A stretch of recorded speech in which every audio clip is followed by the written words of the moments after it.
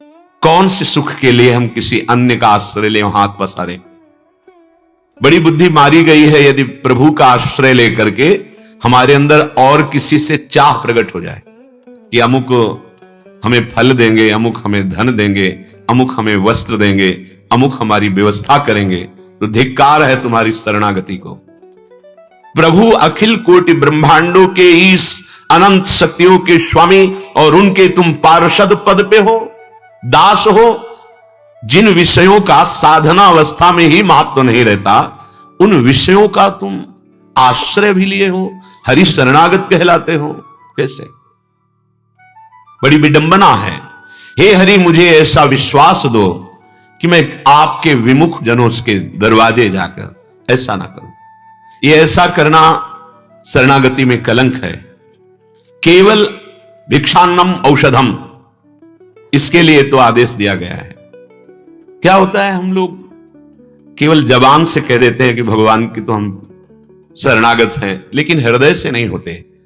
नहीं तो आपको सच्ची कहते हैं, जैसे माता को फिक्र है अपने बच्चे की, कब क्या पहनाना है, कब कौन सा उसको भोजन देना है, क्या उसको कहां घुमाना है, कैसे उसका मनोरंजन करना है।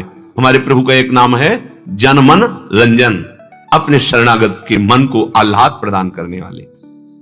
ऐसे रहो, जो पवावे वो पालो, जो पहनावे वो पहन लो, जैसे रखें वो रहो। अपने कर्तव्य में प्रमाद मत करो।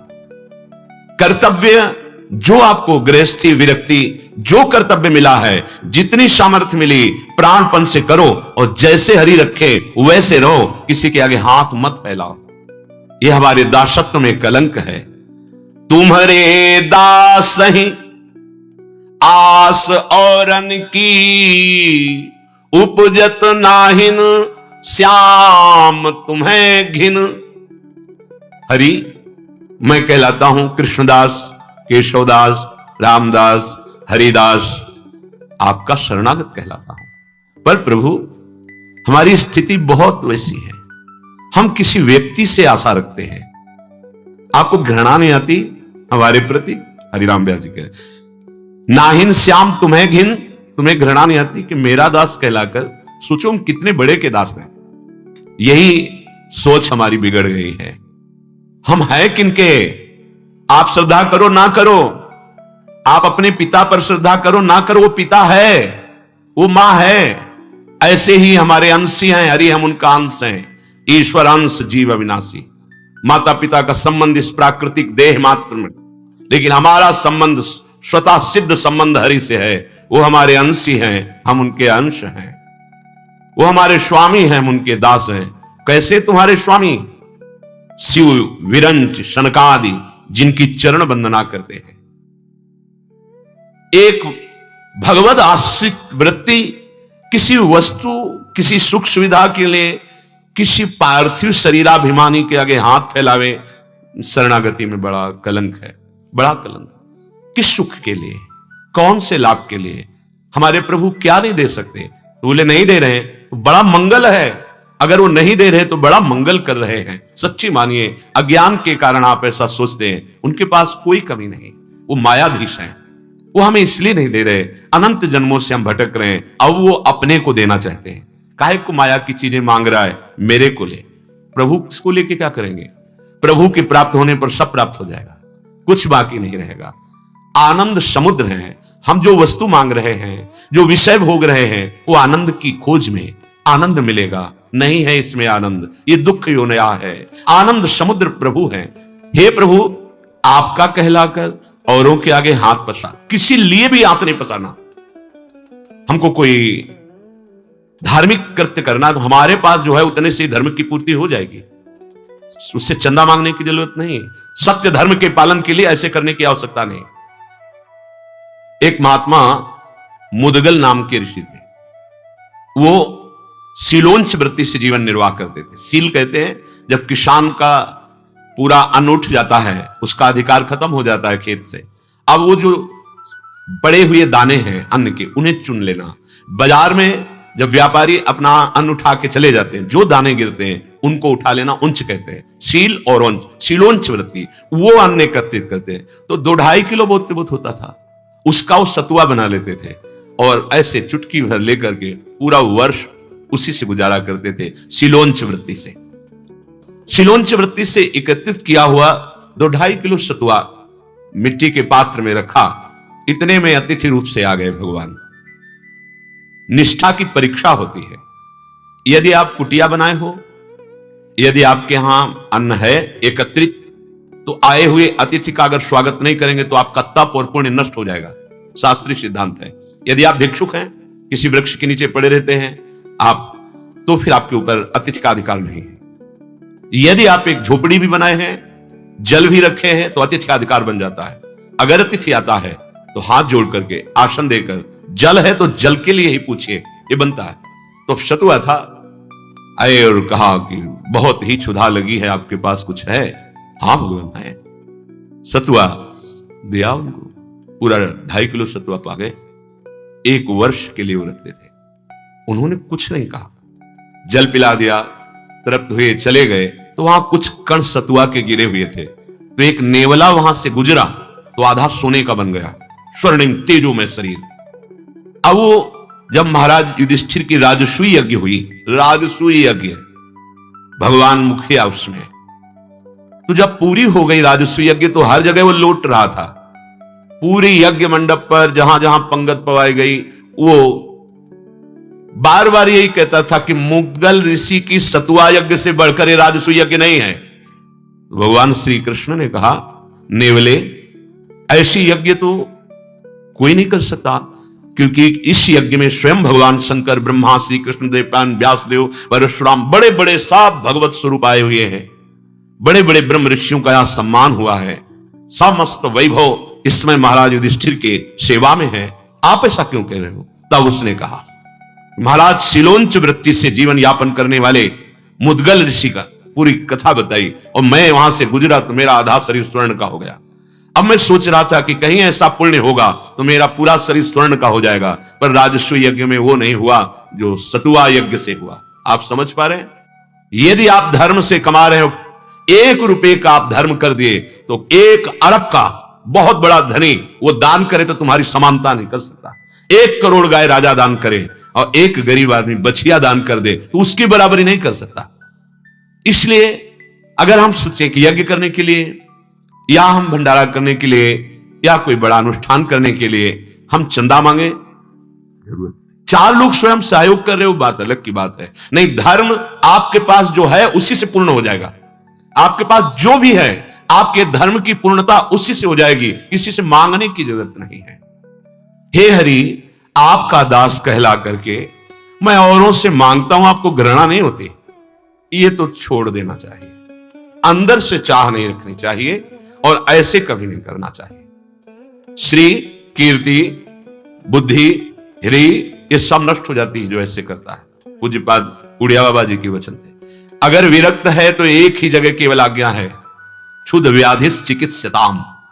क्षुधा रूपी व्याधि की चिकित्सा के लिए भिक्षान्नम औषधम, भिक्षा रूपी अन्न औषधि से हरि का आश्रय लेकर जो वैराग्य मार्ग में है, वो केवल भिक्षाम दे, राधे श्याम, जो रूखा सूखा जैसा मिला बस उससे गुजारा करना, ये मांगने की तो बात है नहीं। हरि के आश्रित जनों की कई वृत्तियां होती हैं, जैसे एक होती है आकाश वृत्ति, ये महान वृत्ति है।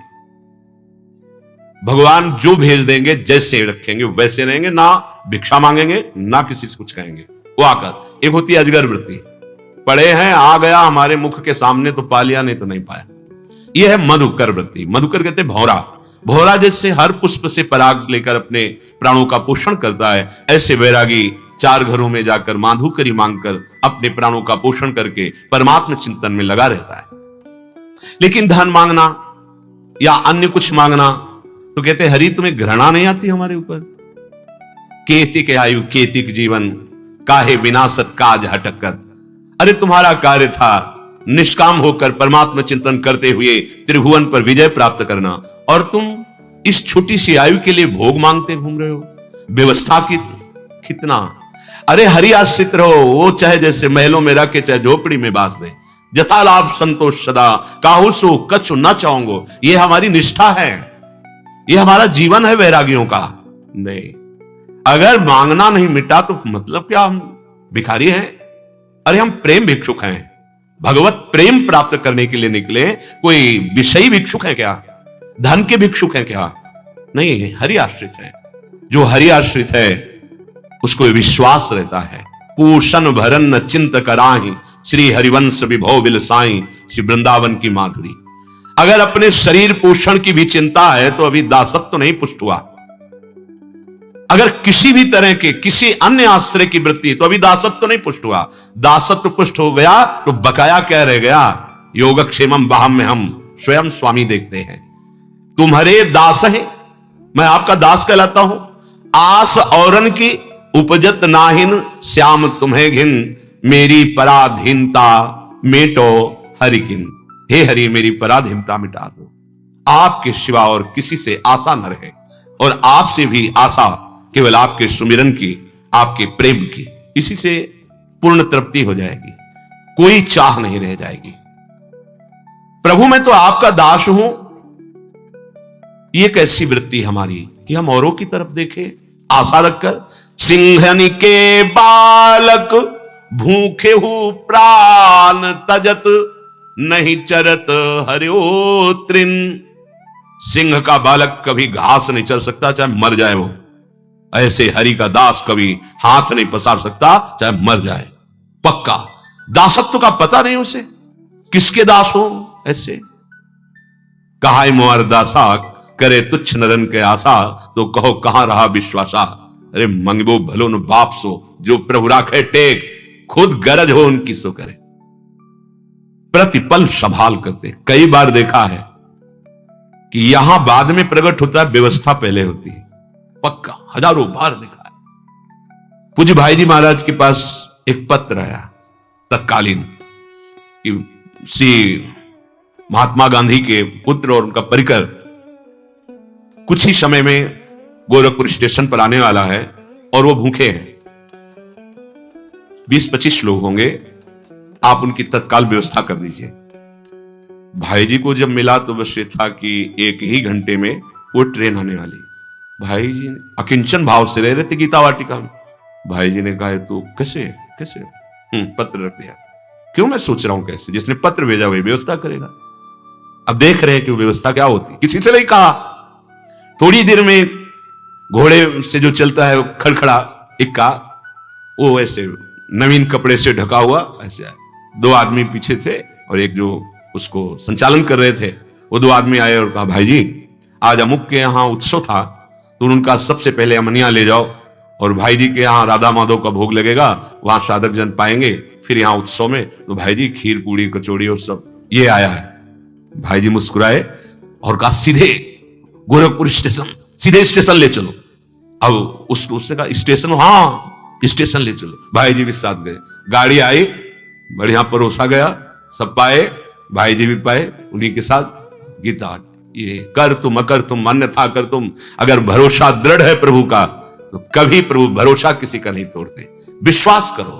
नरसिंह मेहता जी के पास इतना बड़ा पर्चा आया भात भरने का, रख दिया गोविंद के सामने। आपने ही तो पीड़ित करके लिखवाया उनसे, ये ले वापईपुर।